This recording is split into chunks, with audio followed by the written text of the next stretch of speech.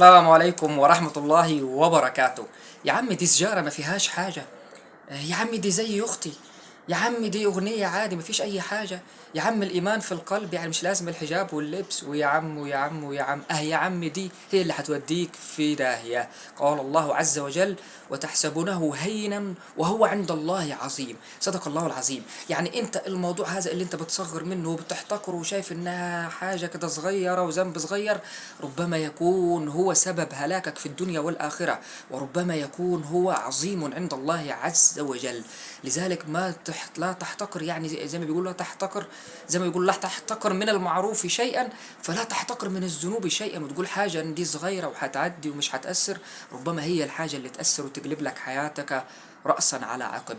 لذلك النصيحة الأولى والأخيرة: إياك أن تحتقر من الذنوب، وتعامل مع الذنوب كلها كأنها ذنوب كبيرة. ليه؟ ببساطة جدا: لأن الجبال من الحصى.